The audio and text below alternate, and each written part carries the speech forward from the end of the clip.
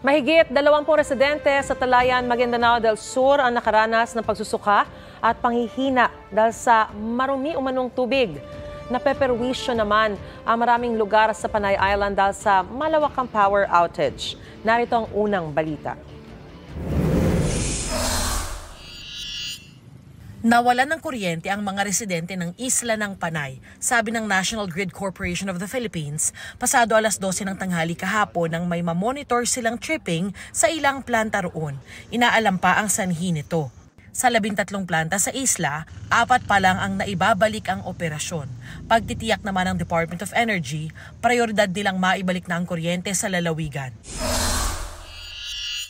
3 residente ang nasawi sa bayan ng Talayan sa Maguindanao del Sur matapos makaranas ng pagsusuka, pagdudumi at panghihina. 21 iba pang isinugod sa ospital dahil sa parehong sintomas.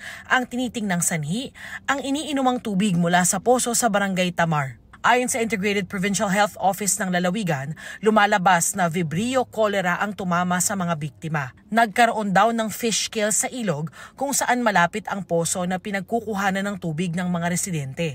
Doon din daw itinatapon ang pinaghugasan ng mga pesticide. Doon na rin daw naguhugas ng mga pinagkainan ng mga residente, naliligo at dumudumi. Dahil sa insidente, namigay muna ng inuming tubig ang lokal na pamahalaan sa mga residente ng barangay. Nagpadala na ang Health Office sa DOH ng sample ng tubig para sa mas malalim na investigasyon. Nagsalpukan ng isang van at isang closed van sa Aritao, Nueva Vizcaya. Ayon sa investigasyon, pasado alas 6 ng umaga kahapon ang mangyari ang aksidente. Nawalan umano ng control ang van bago tumama sa closed van. 2 ang patay habang 20 ang sugatan. Patuloy ang investigasyon sa insidente. Yan ang unang balita.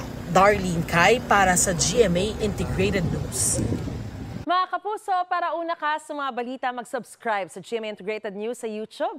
Sa mga kapuso abroad, subaybayan niyo po kami sa GMA Pinoy TV at sa www.gmanews.tv.